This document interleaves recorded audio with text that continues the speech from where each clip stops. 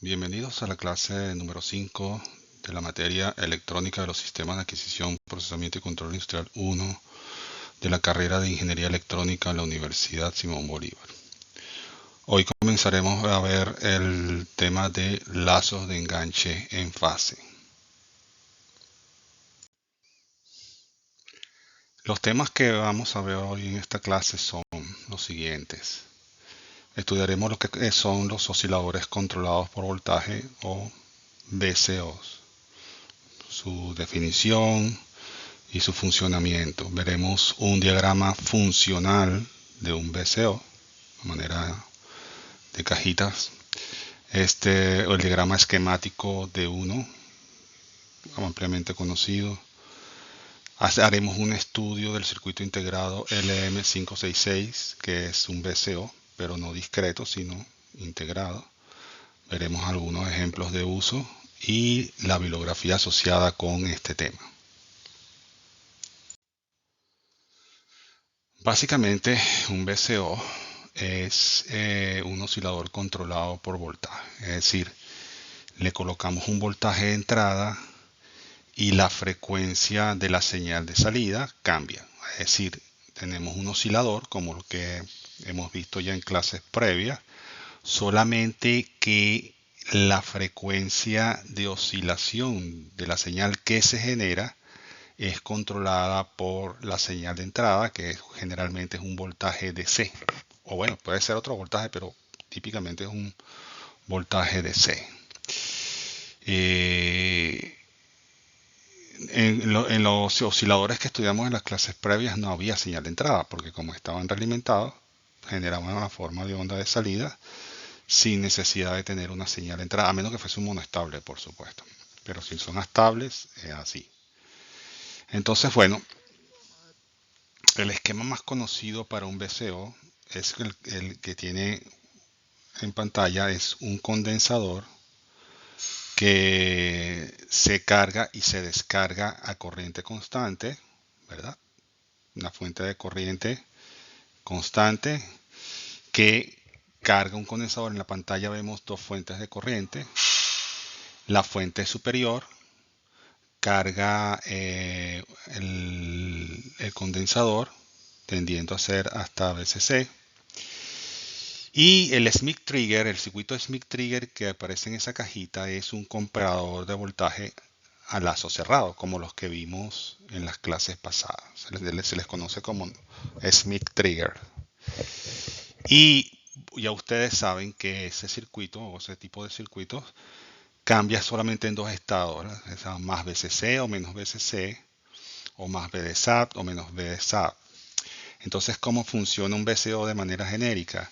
La fuente de corriente superior empieza a cargar el condensador.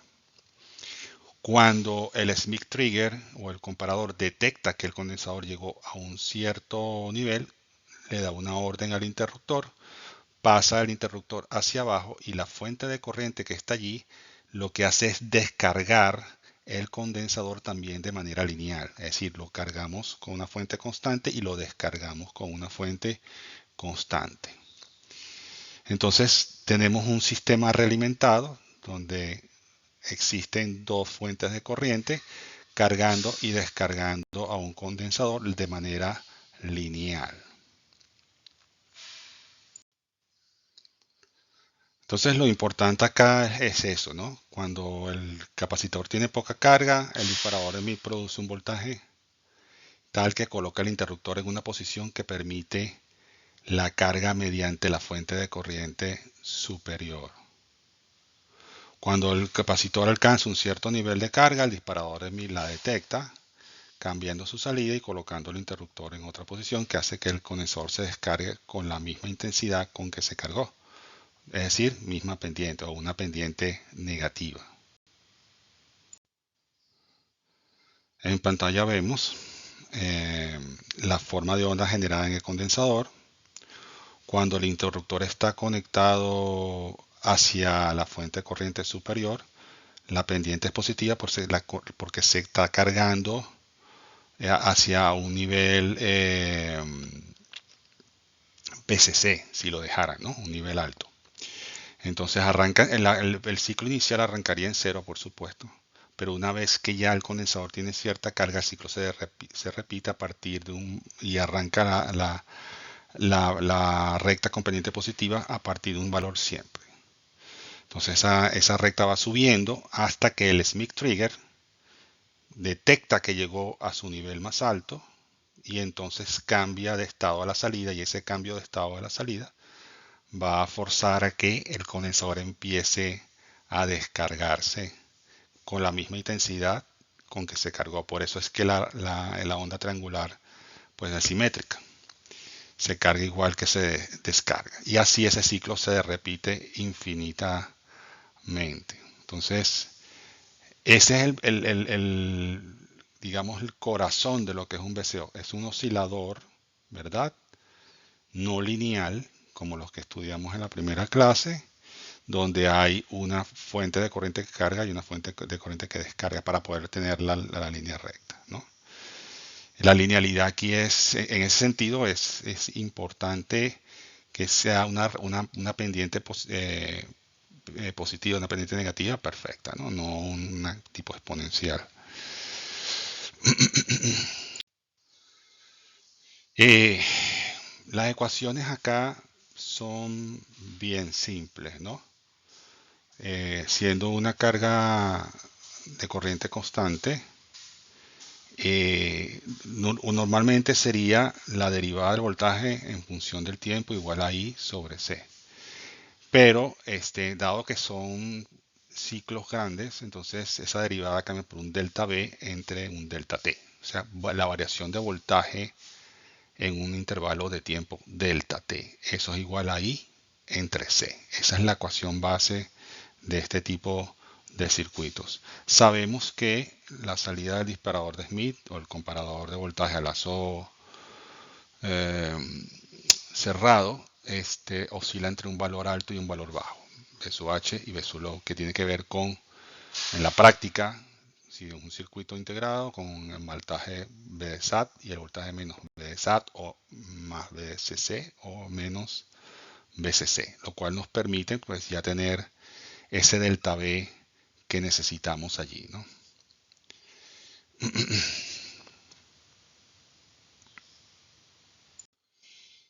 Entonces, bueno, planteamos quizás unas ecuaciones en el delta B. Si estamos en la línea, en la recta con pendiente positiva, el valor final es B sub H, el valor inicial es B sub L. El tiempo de carga es T sub 1, ¿verdad? Lo que dura el espacio de tiempo de esa recta con pendiente positiva. La corriente la hacemos de manera genérica, directamente proporcional a un voltaje, ¿verdad? Que sería K sub 1 por V ohm. Es decir, esa corriente, ¿verdad? Es controlada por el voltaje B sub ohm y una constante asociada al circuito donde esté, y dividido entre C. De tal manera entonces que podemos despejar el valor del tiempo, ¿verdad? T sub 1 como C por B sub H menos B sub L entre K sub 1 B sub ohm. En el caso del tiempo 2, que es el tiempo de descarga, pues es igual. El voltaje final va a ser B sub L, el voltaje inicial va a ser B sub H. El tiempo que dura esa forma de onda, esa recta con pendiente negativa, es T sub 2. Se invierte el sentido de la corriente. Ahora es menos K sub 2, menos K sub 1 por B sub ohm, perdón, dividido entre C. El signo menos, recuerden, se invierte la corriente. Cambia de sentido forzosamente para descargarlo. Despejando T sub 2 sería igual a C por B sub L menos B sub H entre menos K sub 1 por B sub ohm.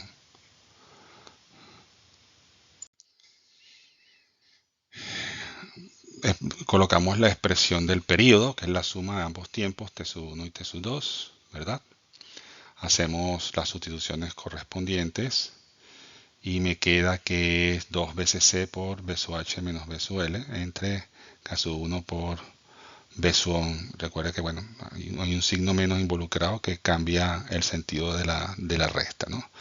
De tal manera entonces que la frecuencia de esa señal es el inverso del periodo, es K sub 1 B sub ohm entre 2 veces C por B sub H menos B sub L.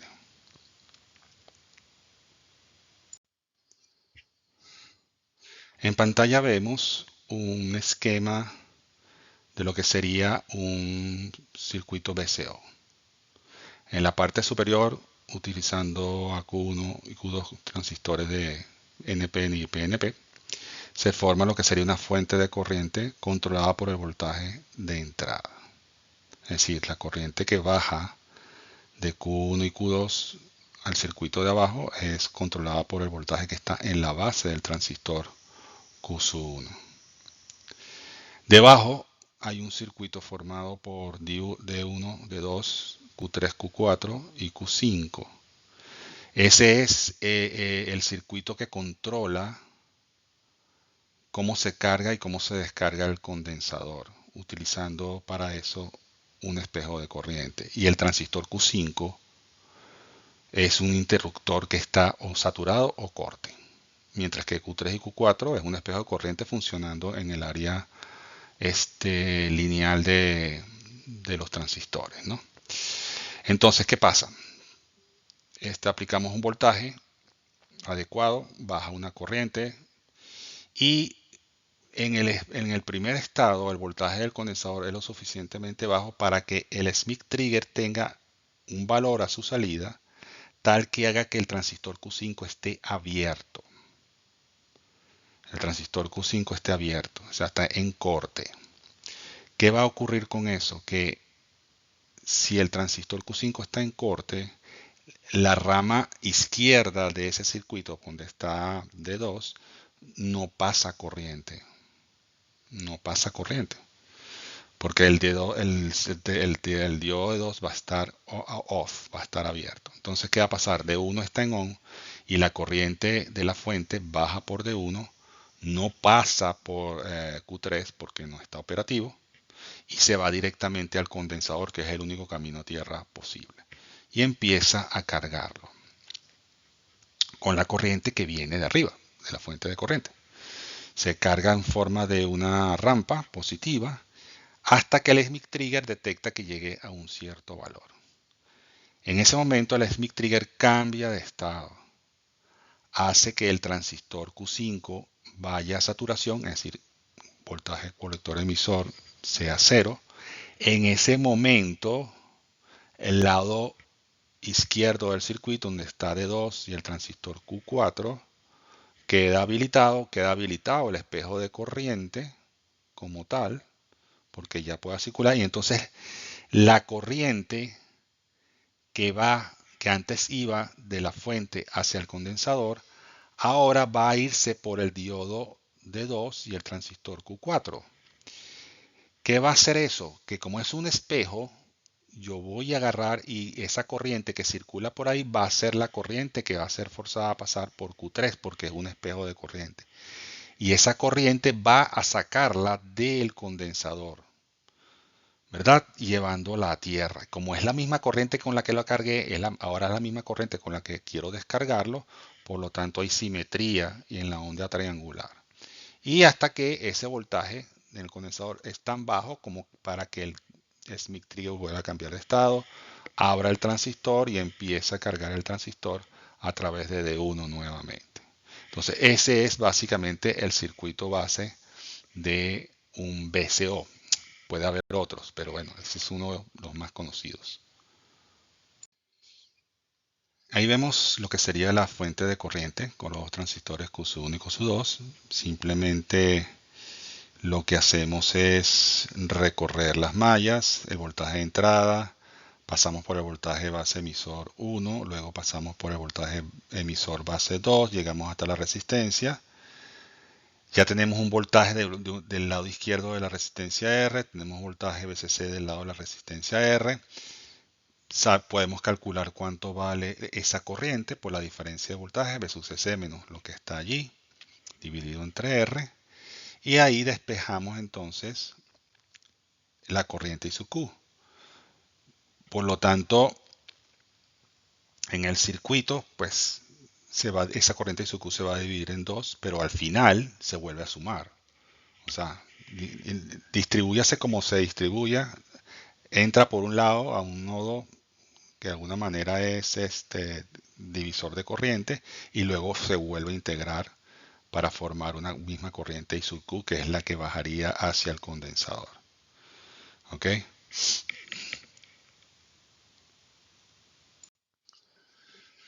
Un poco para remarcar lo que dijimos anteriormente, la carga de descarga del capacitor es controlada por un par de diodos actuando como interruptores de desvío de corriente. Ese es el switchecillo ese que estaba ahí en el esquema. Bueno, ese es el de desvío de corriente, o va para un lado o va para el otro. Un circuito de espejo de corriente usando dos transistores, un disparador de Smith, repito, el disparador de Smith para todo propósito es un comparador a lazo cerrado, y un transistor actuando como interruptor de corriente, ¿no? Controlado por corriente, me refiero, ¿no? Si hay corriente en la base, está saturado. Si no hay corriente en la base, pues está cortado.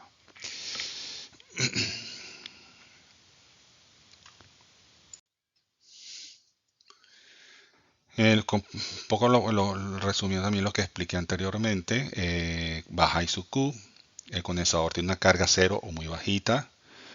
En ese instante, el disparador de Smith está en un estado que hace que Q5 esté abierto. Si Q5 está abierto, los emisores de Q1, de Q3 y Q4 están al aire, por lo tanto no están funcionando y eso hace que el diodo 2 esté apagado. En cambio, el diodo 1, como está conectado también al condensador a tierra, el condensador si tiene una carga lo suficientemente baja, pues hace que por ahí pueda circular corriente porque D1 va a estar encendido y su Q baja por D1 y luego se desvía hacia el condensador empezando a cargar linealmente. Cuando el disparador de Smith cambia de estado y Q5 se satura, el espejo de corriente empieza a funcionar, ¿verdad? El diodo D1 queda allí con el diodo D2 que ya ahora sí empieza a funcionar. Por ahí ese diodo D1 se apaga y el diodo 2 se enciende. Como baja I sub Q por D2 y va al espejo, eso hace que la corriente que va a circular por el transistor Q3 tenga que ser necesariamente igual a la que va por Q4. Por lo tanto, esa corriente ahora va a salir del condensador y lo va a descargar a tierra a través de Q5. Entonces lo cargué con I sub Q a través de D1 y lo voy a descargar por Q5 a través de D2. De tal manera que ese ciclo se mantiene generando la señal triangular que ya vimos previamente. Entonces, resumiendo, cuando el capacitor se carga, Q5 está en corte debido al voltaje de salida del disparador de Smith. Bajo estas condiciones hay un flujo de corriente a través de D1 hacia el capacitor cargándolo con corriente constante y vamos a llamarlo de manera positiva.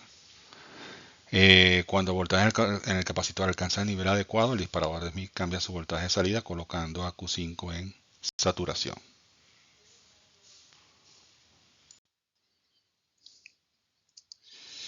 Entonces, bueno, bajo estas condiciones se activa el espejo de corriente desviando el flujo de I sub Q hacia Q sub 4. En principio, esa es la idea, ¿no? Cuando el transistor Q5 se activa, eso es lo que debería pasar. Ahora, cuando se activa el espejo de corriente, ¿verdad? Si uno hace el recorrido y ve el voltaje en el ánodo del diodo D1, observa que ese voltaje va a ser menor que el voltaje que está en el capacitor, lo que hace que ese diodo se apague. No porque se activó el espejo de corriente D1 va a seguir activo, no. Se supone que cuando se activa el espejo de corriente, el diodo D1 debe apagarse y solamente debe estar encendido D2, ¿verdad? Para que todo funcione como pretendemos que funcione. Son pequeños detalles que hay que verificar para estar seguro de que todo funciona correctamente. Existe el circuito integrado LM566, que es básicamente un VCO, circuito integrado VCO, donde, bueno, de ahí destacan sus 8 pines, ¿verdad? El de terminal de tierra, uno que no tiene conexión, una salida de onda cuadrada y una salida de onda triangular. En estos circuitos siempre una cosa lleva a la otra, porque siendo un Smith Trigger o un comparador a lazo cerrado, pues automáticamente hay una onda cuadrada de salida. Entonces tenemos onda cuadrada, tenemos la onda triangular que se genera, el voltaje con el cual yo controlo la frecuencia de esa señal, un condensador una resistencia y un condensador que a través de la cual se va a producir la carga y la descarga y el voltaje de polarización. Aquí en este caso pues es estrictamente positivo. Y el aspecto físico en un circuito integrado que tiene una estructura tipo DIP. En pantalla vemos lo que sería el diagrama en bloques del LM566. Tenemos la BCC y la R arriba, que es para producir la corriente junto con el voltaje de entrada, además en voltaje de modulación. Adentro se genera el proceso de carga y descarga del condensador que se muestra allí. Está el Smith Trigger, que es el que cambia de estado para controlar la manera como maneja la fuente de corriente, ¿verdad? Tal cual vimos. Es un lazo, en realidad, si observan, es como una realimentación. Dependiendo de lo que ocurra en la salida del Smith Trigger, entonces controlo la señal de corriente, ¿no?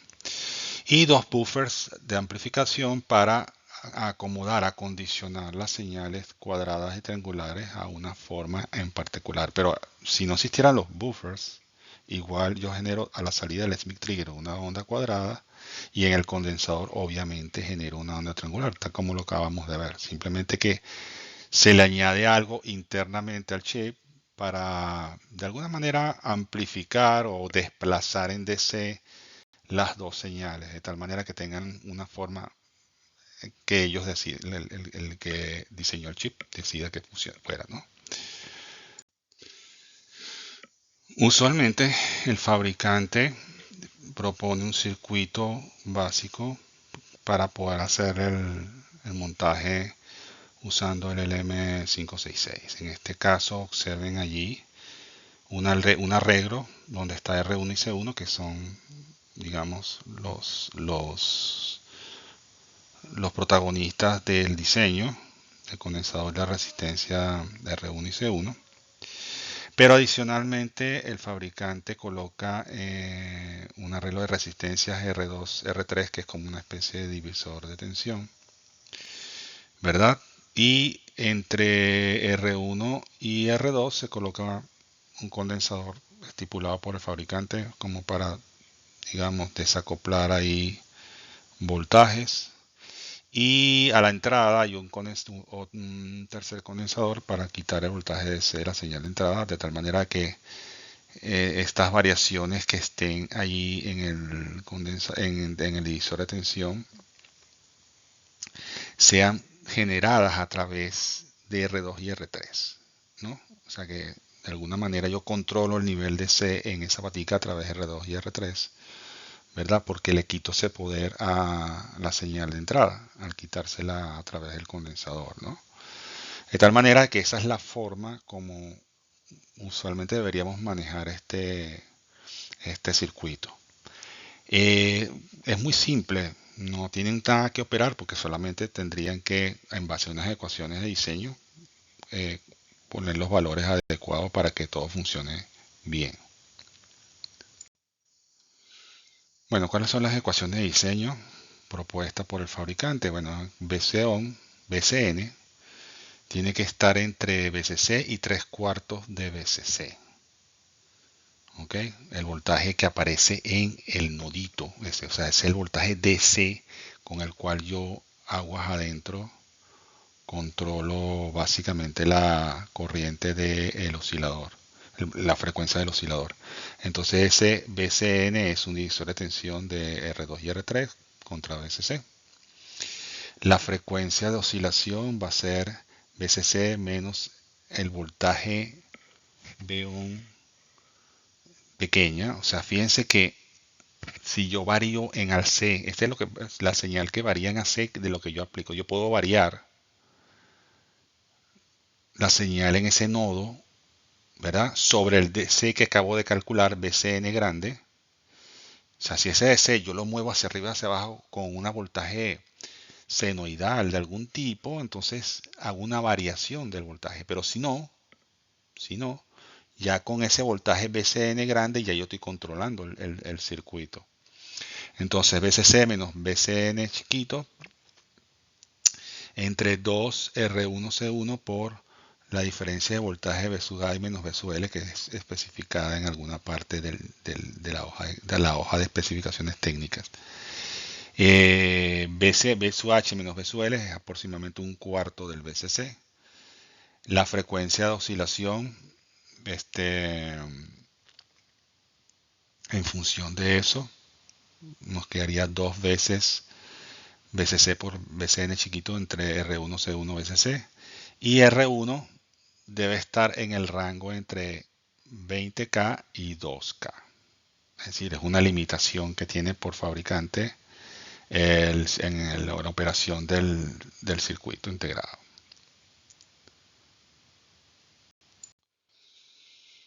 Usualmente los fabricantes de este tipo de circuitos dan unas curvas que facilitan el diseño.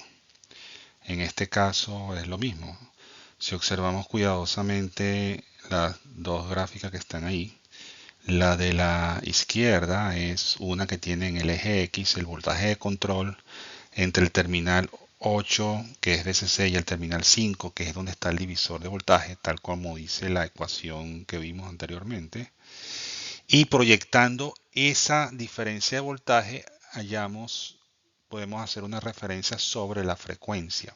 Recuerden que la fórmula de frecuencia incluye esa diferencia de voltaje.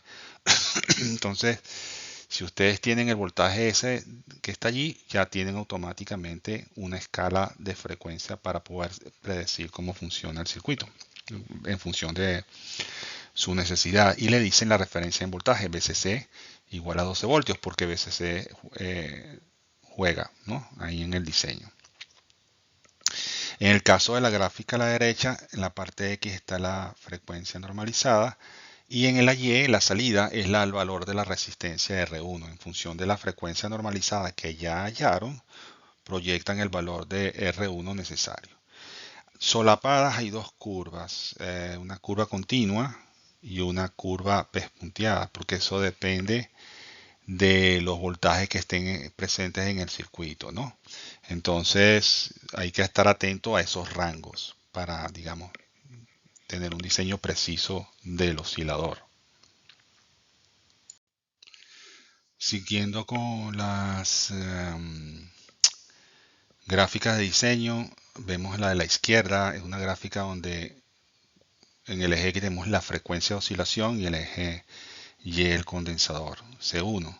Entonces ya una vez determinado cuál es el valor de R1, colocamos en esta gráfica el valor de la frecuencia que deseamos obtener y lo proyectamos para hallar o estimar el valor de C1 que necesitamos. Fíjense que, digamos, es algo bastante sencillo de manejar allí, no hay que entrar a especular mucha cosa. Y en la gráfica de la derecha serían las formas de ondas de laboratorio de un circuito polarizado con 12 voltios. Observamos la onda triangular que oscila entre 6 y 4. Obviamente, si oscila entre 6 y 4, quiere decir que tiene un DC, está desplazada, no está centrada en cero. Eso hay que tomarlo en cuenta. Por eso es que muchas veces luego de que hacen funcionar el circuito, hay que adecuarlo a lo que se necesita. Si necesitamos una onda triangular centrada en cero, pues ya hay que quitarle un voltaje de C. Y en la de abajo es una onda cuadrada, que es básicamente lo que sale del disparador de Smith, que está entre 12 y 6. También está desplazada, o sea, no está centrada en cero, que la mitad abajo y la mitad arriba, no, simplemente ahí está corrida. Entonces eso también requeriría cierto nivel de ajuste posterior. Esta imagen muestra otra vez las formas de onda de la salida. Como les acabo de decir, la salida de la onda triangular, simétrica solo por los tiempos de carga y de descarga. ¿Ok? O sea, esa es la simetría importante. En este caso, la onda triangular va entre 2 y 8. Y la onda cuadrada que sale del Smith Trigger es básicamente entre, digamos, algo cercano entre 5 y 6 y hasta 12 voltios, donde destacamos el periodo de las dos señales, ¿no? Veamos el ejemplo 5.1. Diseñe una configuración del VCO tal que la frecuencia de oscilación sea 20 kHz, VCC sea igual a 12 voltios y VCN, que es el punto de voltaje divisor de tensión, sea alrededor más o menos del 10%. Como las restricciones de la operación dice que ese voltaje en el divisor de tensión tiene que estar entre VCC y 3/4 de VCC, es decir, para todo propósito, VCN tiene que estar entre 12 y 9 voltios. Entonces, asumiendo un condensador de 1 nanofaradio y una resistencia de 10K, ¿verdad? VCN pues va a ser VCC por, despejándolo de la ecuación que obtuvimos, 1 menos R1 por C1 por F0 entre 2, VCN estaría alrededor de 10.8 voltios, lo cual corrobora que estamos dentro del diseño en base a esos valores escogidos. Siempre que uno escoge valores hay que ser práctico, ¿no? Entonces, sobre todo empieza por el condensador. Si el condensador es la limitante para escoger, pues bueno, escojo un condensador que sea comercial, una faradio. De ahí saco el valor de R que tiene más diversidad de valores comerciales. Se le coloca 10K o apelando a las gráficas que acabamos de ver. Entonces, bueno, es una parte para verificar que las fórmulas están bien, pues.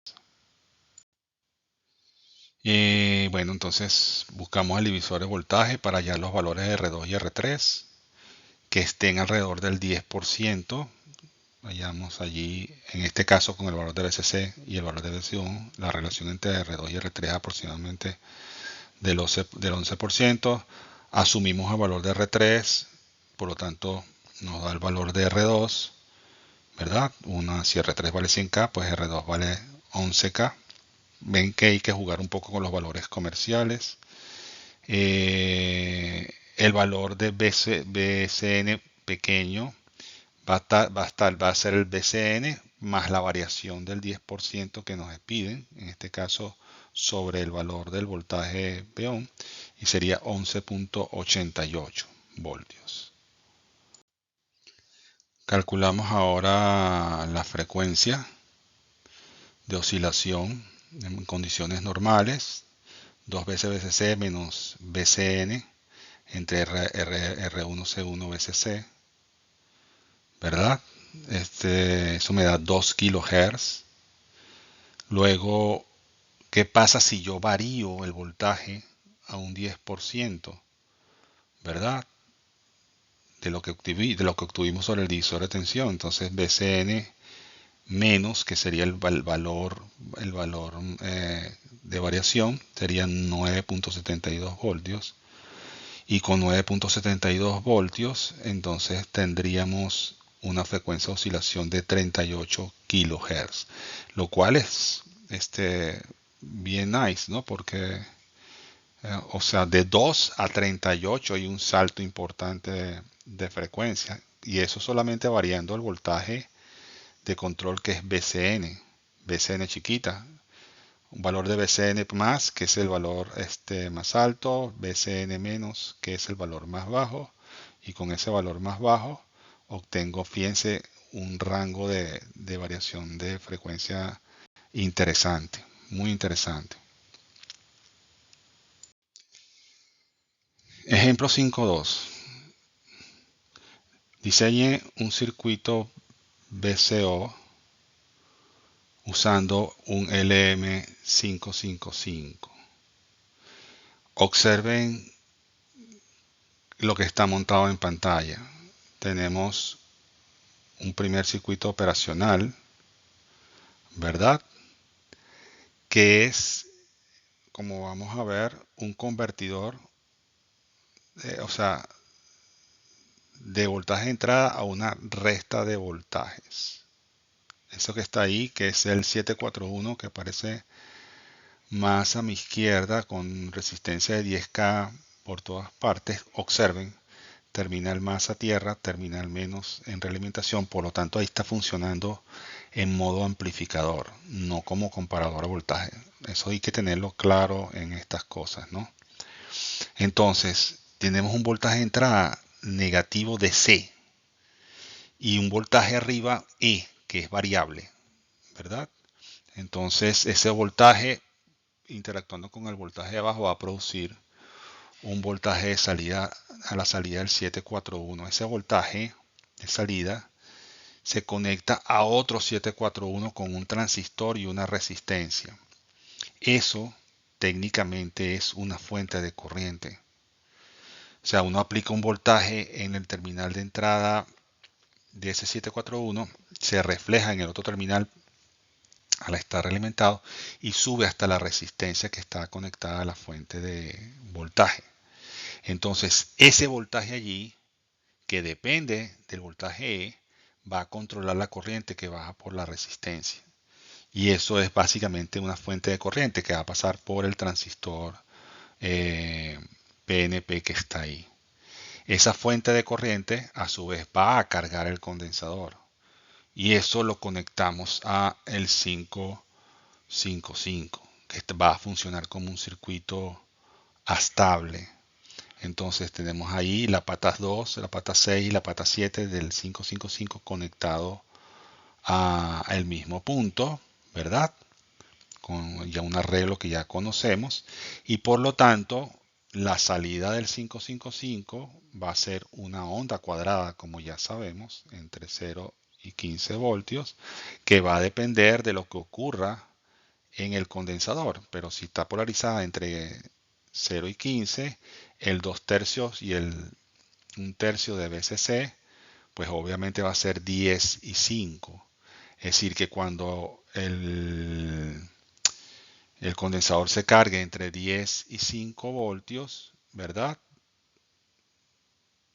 Él va a producir una señal de salida de una onda cuadrada que está entre 0 y 15.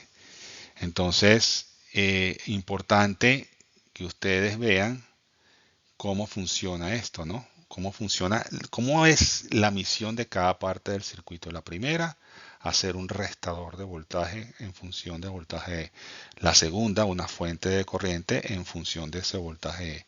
Y luego el 555 convierte esas variaciones de voltaje en una onda cuadrada que tiene una cierta frecuencia.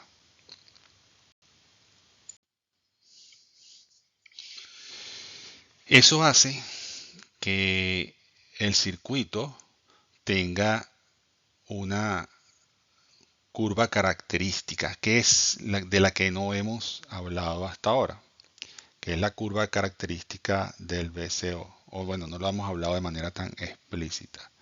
En un VCO tenemos siempre en el eje X un voltaje de entrada. Y en el eje Y tenemos una frecuencia de salida. Eso es lo que hace un VCO. Le metemos un voltaje de entrada y producimos una frecuencia de salida. Variamos el voltaje de entrada dentro de un rango razonable o permitido de valores y producimos una frecuencia, una señal con una cierta frecuencia de salida. Esa es la curva característica del VCO. Entonces, cuando el voltaje que le aplicamos es cero, ¿verdad? ¿Quiere decir eso que el VCO no oscila? No, si oscila. Esa frecuencia se conoce como frecuencia libre de oscilación. La frecuencia cuando el voltaje que de entrada al VCO es cero, esa produce una cierta frecuencia que es la frecuencia libre de oscilación. Entonces, de ahí, a partir de ahí, la frecuencia o puede subir o puede bajar dependiendo del voltaje de entrada que uno le aplique.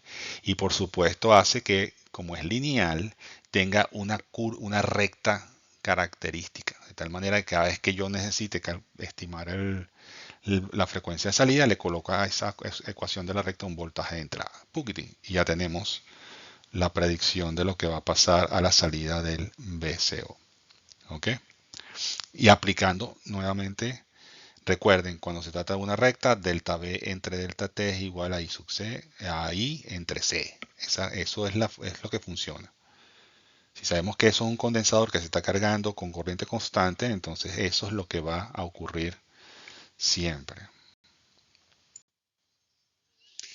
En el caso de el voltaje en el condensador, ¿verdad? Él se va a cargar a través de la fuente de corriente, como ya les comenté.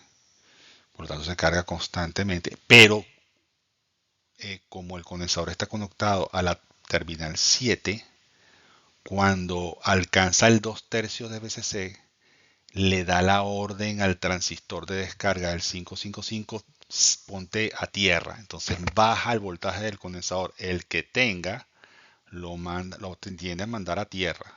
Pero cuando pasa por 1/3 de VCC, que es el terminal 2, entonces otra vez vuelve a abrirse el transistor y otra vez se vuelve a cargar a corriente constante. Por lo tanto, no en el condensador, en este caso, ese condensador no es que se carga y descarga de forma de onda triangular perfecta, sino que es una onda diente de sierra. Es una, digamos, una sutil diferencia respecto a los esquemas que hemos manejado antes, pero es que es importante que la tengan en consideración. O sea, es parte del análisis. ¿Cómo logro yo que se cargue y se descargue igual? Ah, tengo que usar el espejo de corriente. Si no tiene espejo de corriente, entonces no es obvio que se cargue y se descargue de forma igual. Entonces hay que ir con más sutileza analizando lo que hace el circuito. Entonces recuerdo, en esta parte, la primera parte del circuito es un amplificador diferencial. Saca la resta entre un voltaje de entrada respecto a otro y produce un voltaje de salida. Ese voltaje de salida de ese circuito se le aplica una fuente de corriente. Entonces la fuente de corriente va a producir una corriente en función de ese voltaje que le estoy aplicando. Esa corriente va a cargar el condensador. Y ese condensador, al oscilar entre 2/3 y 1/3 de VCC, va a producir una onda cuadrada que no está graficada acá, pero ya ustedes saben cuál es, ¿no? Ahora, ¿cuál sería la onda cuadrada que esperaríamos? Mientras él se va cargando, la salida va a estar en estado alto. Y mientras él se descarga, es bajo. Entonces fíjense que hay una línea punteadita allí, que es la salida del 555. Esa línea punteadita cuadrada de estado alto mientras se está cargando el condensador. Cuando él se carga, obviamente se descarga, el condensador no se puede descargar en tiempo infinitamente cero, o sea que es a cero. Él necesita tiempo para descargarse. Imagínense que entre el final de la rampa y el comienzo de la siguiente hay como una especie de recta de descarga. Bueno, ahí ese es el tiempo de descarga de ese condensador. Para efectos del 555, bueno, eso baja a cero. Aunque sea un tiempito muy pequeño, pero baja a cero. Y luego vuelve otra vez a ser VCC. Ahí está un poco el comportamiento general de este circuito. Es un circuito bien, eh, digamos, ilustrativo de cómo podemos nosotros ir combinando los conocimientos previos de la materia con los conocimientos nuevos. Tenemos el concepto VCO, que es lo nuevo, pero podemos usar amplificador diferencial, el transistor como fuente de corriente, el 555 que lo vamos a aprender. O sea, juntando todas esas piezas, podemos llegar a formar pues un circuito que genere una forma de onda en particular, que es un poco lo que subyace en lo que hemos trabajado hasta ahora. Bueno, la bibliografía recomendada, el capítulo 16 del libro de Rashid, Microelectronic Circuit Analysis and Design. El capítulo 13 del libro Operational Amplifier and Linear Integrated Circuit de Coughlin and Driscoll. La hoja de datos del LM566 de National Semiconductor y la hoja de datos de Philips, de la empresa Philips Semiconductor N566. Yo siempre les pongo dos porque la información que aparece en una no necesariamente es la misma que aparece en otra. Digamos que son las dos hojas más completas que hay sobre el uso de este circuito integrado 566, ¿no? Entonces, es bueno que si pueden, pues le echen un vistazo a ambas. Nos vemos en la siguiente clase.